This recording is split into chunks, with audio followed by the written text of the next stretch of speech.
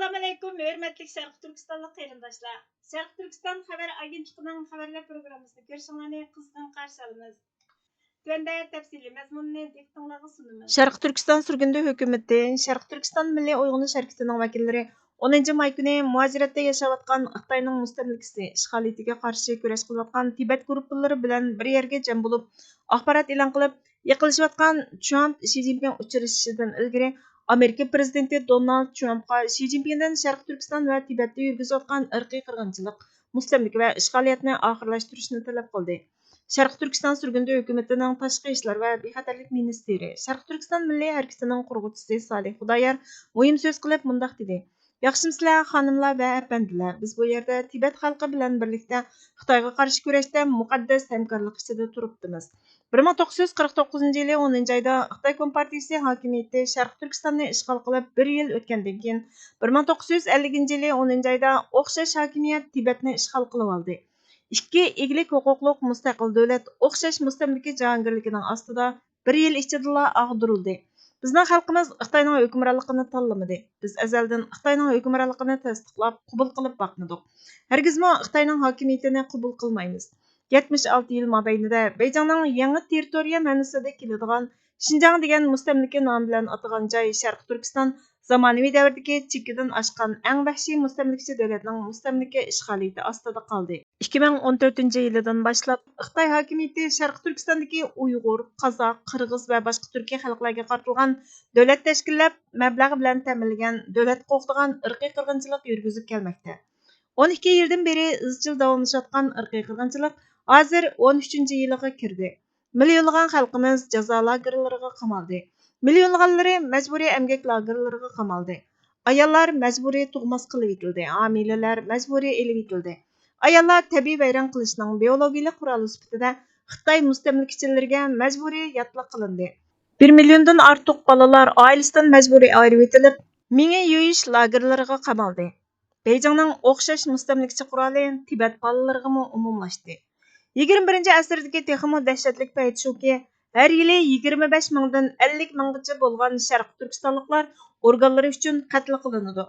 5 yil ilgari Amerika hukumati va prezident Donald Trump Xitoyning qilmishlarini rasmiy turda irqiy qirg'inchilik deb e'tirof qilgan. Oradan 5 yil o'tgan bo'lsa-mu, irqiy qirg'inchilik oxirlashmay, texmo avjiga chiqdi. Chunki e'tirof qilish, ijro qilish bilan birlashmaganda sherikchilikdan boshqa narsa bo'lmaydi. Mustamlika ishg'oliyati bo'lgan yerda inson haqlarini hal qilish mumkin bo'lmaydi. Uni hal qilishning birla usuli bor. U bo'lsa mustamlikani oxirlashtirish, Xitoyning ishg'oliyatiga xotima berish, Şərq Türkistanning milliy mustaqilligini asliga keltirish, Tibetning milliy mustaqilligini asliga keltirishdan iborat. Bu yerda yana bir jiddiy ish bor. Biz bugun uningga sal qaray olmaymiz. Kelar hafta Amerika prezidenti Donald Trump irqiy qirg'inchilikchi Xitoy diktatori Xi Jinping bilan yuzma-yuz ko'rishmoqchi. Tamoman ochiq deyli. Aslida bundaq bir uchrashish bo'lmasligi kerak edi. Irqiy qirg'inchilikchi hokimiyatning amaldori bilan har bir qo'l elishib ko'rishish uningga madad beradi. Har bir tartilgan surat diktatorni qonunliq, yo'lliq qilib qo'ydi. Prezident Rooseveltning cho'ng qirg'inchilikni e'tirof qilgandan keyin Adolf Hitler bilan tijorat qilganini faraz qilaylik. Buni dunyo asla kechirim qilmaydi. Bugungi kundagi Rooseveltning bugungi kundagi Hitler bilan ko'rishishga tayyorlanganligini faraz qilaylik. Bularning hammasi Amerikaning prinsipi va qimmat qarashlariga xilof. 1987-yili prezident Ronald Reagan Sovet jahongirining ko'zining ichiga qarab turib, Gorbachev apandining bu tomni o'rib etishini jakarlagan. Bugun biz prezident Donald Trumpdan o'xshash jasorat bilan Xi Jinpingning ko'zining ichiga qarab turib, Xi Jinping apandi, Şərq Türkistan va Tibetdagi irqiy qirg'inchilikni, mustamlikachilikni, ishg'oliyatni oxirlashtiring. Asr davlatlar o'rligiga erishsin deyishini talab qilamiz dedi. Oxirida Şərq Türkistan va Tibetga mustaqillik, irqiy qirg'inchilikni oxirlashtirish shiorlari yangradi. Independence for East Turkestan! Independence for East Turkestan!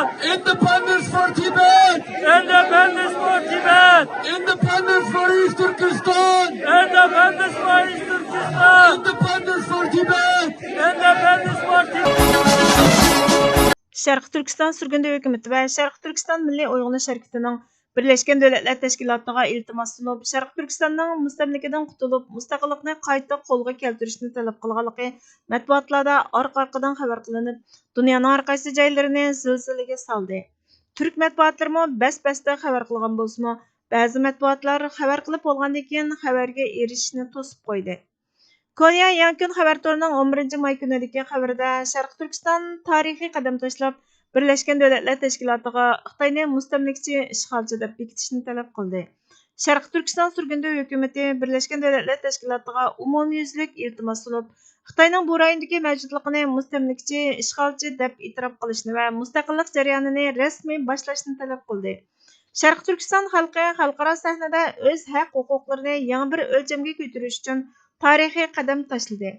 Seshanba, ya'ni 5 may kuni Sharq Turkiston surgundi hukumati va Sharq Turkiston milliy harakati Birleşken Devletler Teşkilatı'nın mustamlikchilikdan qutulish alohida komitetiga 25 betlik rasmiy iltimos sundi. Bu iltimosda Sharq Turkistonning rasmiy holda o'zini o'zi boshqarish huquqi tartiblangan rayon deb tizimga elinish talab qilinib, bu rayonning 1949-yildan buyongi ahvoli mustamlikchilik doirasida dunyoning kun tartibiga elib kelindi. İltimosda Sharq Turkistonning 1949-yildagi ishg'oliyatga qadar mustaqil davlat ekanligi, Xitoyning kontrolligini qonunli qiladigan hech qanday umumiy xalq saylimi yoki almashish kelishimi bo'lmaganligi ta'kidlandi. Bu iltimosda rayonning demografik qurilmasining ishg'oliyatdan keyingi 76 yil mobaynida zo'r darajada o'zgarganligi bayon qilindi. Sonliq ma'lumotlardan qaraganda, yerlik turk nufusining nisbati 90% dan yuqori oldin 55% ga tuvanladi. Xitoy mustamlikchilarining nufusi bo'lsa 5% dan 42% ga o'rladi. Shundaqla Xitoy tarafidan bu rayonga berilgan yangi zamin ma'nosidagi Xinjiang nomining mustamlika nomi ekanligi o'tirg'a qo'yildi. Qilayotgan ko'rishining mustaqillik ko'rishi ekanligi ta'kidlandi. Sharq Turkiston surgundi hukumatining bu vaqtda e'lon qilingan axborotida Sharq Turkiston surgundi hukumatining Cumhur raisi Dr. Mantumnala apandi mustamlikadan qutulish jarayonining muhimligini ta'kidlab, 80 dan ortiq davlatning Birleşken Devletler Teşkilatı'ning bu ramkasi orqali mustaqilligiga erishganligini eskartib, Sharq Turkiston xalqining hozir o'xshash huquqni talab qilayotganligini, ularning ishi faqat inson haqlari masalasi emas, balki xalqaro mustaqillik ko'rishi ekanligini ta'kidladi. Hujjatda mavjud inson haqlari mexanizmining 13-yiliga qadam qo'ygan bu irqiy qirg'inchilikni to'xtatishga yetarli emasligi eskartildi. Hamda jazo lagerlari va majburiy emgak usullarining uzilmay davomlashayotganligi alohida gavdalantirildi. Sharq Turkiston surgundi hukumatining tashqi ishlar va bexatarlik ministri, Sharq Turkiston milliy uyg'unish harakatining qurg'uvchisi Salih Xudoyer irqiy qirg'inchilikning asosiy sababining Xitoyning bu rayonni ishg'ol qilib olib, mustamlika ostiga elib olganligini o'tirg'a qo'yib, mustamlikchilikdan qutulish va mustaqillikni asliga keltirishning turk xalqlarining mavjudligini saqlashning birdan-bir kafolatchi ekanligini aytdi. Hujjatda yana Xitoyning 2026-yili yangi qonunni yo'lga qo'yganligi tilga olindi. Xitoy tarafidan yo'lga qo'yilgan Millatlar Ittifoqligi va taraqqiyotini ilgari surish qonuni etnik tozalash quroli sifatida xizmat qilganligi ogohlantirildi. Birleşken Devletler Teşkilatı'nın umumiy kengashiga Xitoyni ishg'olchi kuch deb bekitish va Sharq Turkiston xalqining o'z taqdirini o'zi belgilash huquqini jazmlashtirish to'g'risida rasmiy talab sunildi deyildi. Sharq Turkiston surgundi hukumatining Birleşken Devletler Teşkilatı'ga Sharq Turkistonning o'zini o'zi idora qilish huquqi tortilgan mustamlika qilingan davlat ekanligini e'tirof qilish, mustamlikaga xotima berish, mustaqillikni asliga keltirishni talab qilib iltimos sunganligiga aloqador axborotni Yangi Chaq gazetida 12 may kuni, Pusula gazetida 7 may kuni, Yangi kun gazetida 11 may kuni va boshqa matbuotlarda farqli kunlarda tafsiliy xabar qilindi. Sharq Turkiston milliy uyg'unish tashkiloti Turkiya Cumhuriyetçi Xalq Partiyasining Xitoylarga quchoq ochib, turk qandoshlariga to'solg'i qo'yganini qattiq ayblab mundaq dedi. Sharq Turkiston milliy uyg'unish tashkiloti Cumhuriyet gazetining 11 may kuni xabar qilgan Sharq Turkiston surgundi hukumati va Sharq Turkiston milliy uyg'unish tashkilotining Xitoyni tunji qitim ishg'oliyatchi, mustamlikchi deb sifatlab, Birleşken Devletler Teşkilatı'ga sungan tarixiy iltimosini xabar qilib, orqadan xabarning ommaga erishishini to'solg'iga uchratishni qattiq ayblaydi. Buning orqa ko'rinishi aniq. Bir oy ilgari Xitoy Kompartiyasining bir vakili o'miki Cumhuriyetçi Xalq Partiyasining bosh organida Atatürkning surati qo'yilgan ishxonada kutib olindi. Cumhuriyetçi Xalq Partiyasining o'zining rasmiy bayonotiga qaraganda, Xitoy Kompartiyasi bilan suhbatlashishni taraqqiy qildirish masalasi muzokara qilindi va Rais Özgür Özel Beyjingga taklif qilindi. Vekiller ömekine qarşı alğanlar Namik Tan ve Yüksel Mansur Kılınç idi. Şarkı Türkistan sürgünde hükümeti bu tarihi qadamga Türk xalqının ega chiqishini umid qilib, ijtimoiy axborot supsi X'da Cumhuriyetçi Xalq Partisi İstanbul viloyatining raisi Namik Tanni xabarlarida belgiladi. Biz Atatürk'ning prinsiplariga sodiq ekanligini ilgari surgan millat vakillaridan hamkorlik kutgan bo'lsaqmi, ko'rganimiz bir qancha soat ichida zulmga uchraguvchilarning ovozining o'chirilishi bo'ldi. Bu matbuot qarori emas, balki Beijing bilan bo'lgan yaqinlashishning, Türk matbuoti va jamoatchilikning Sharq Turkistonga munosabatlik xabar elish haqqining to'salg'iga uchrashidan iborat. Sharq Turkiston Milliy Uyg'unish Tashkilotining bosh sekretari Arifjon Türk millatchiligi irqlashining beshiga kelgan irqiy qirg'inchilikni Birlashgan Davlatlar Tashkilotiga elib kelgan xabarlarni ba'zilarni kuchlantirish uchun o'chirish emas, balki bu ovozni dunyoga anglatish irodasiga ega bo'lishdir. Atatürk'ning o'rnida o'ltirib, mustaqillik mening xarakterim degan prinsipni Beijingning shirasi ustida maza qilish, ya'ni jiddiga olmay mazoq qilish Cumhuriyetçi Xalq Partisining Cumhuriyetning qurilish falsafasiga xiyonatdir dedi. Biz Cumhuriyet gazetini darhol xabarlarni asliga keltirishga, Cumhuriyetçi Xalq Partisining Türk qarindoshlarga irqiy qirg'inchilik yurgizgan jinoyatchilar bilan emas, balki qarindoshlari bilan birga turishga va Turkiya jamoatchiligini bizga aloqador xabarlarni qoldirishga sukut qilmaslikka chaqiramiz. Vatanga mansublanmak vafodorlikdir. Vatanga xizmat vafodorlikdir. Vatanga fidokorlik vafodorlikdir. Vatan bizga avod qilishimiz uchun, o'rinbosarlik mas'uliyatimizni bajo keltirishimiz uchun, kalimatullohni ustun qilib, insonlik yashashimizni kapolatga ega qilishimiz uchun berilgan Allohning omonatidir.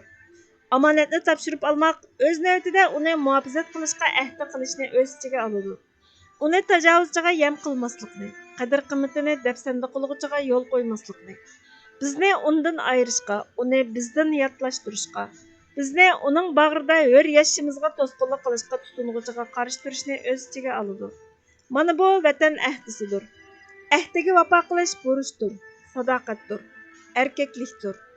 Ahdini unutish bo'lsa vafosizlikdir, sadoqatsizlikdir. Uni zoya qilish xiyonatdir. Vafosizlik va xiyonat orasida davr qilib turayotgan bu omonat ko'z oldimizda halokatli xatarni boshdan kechirmoqda.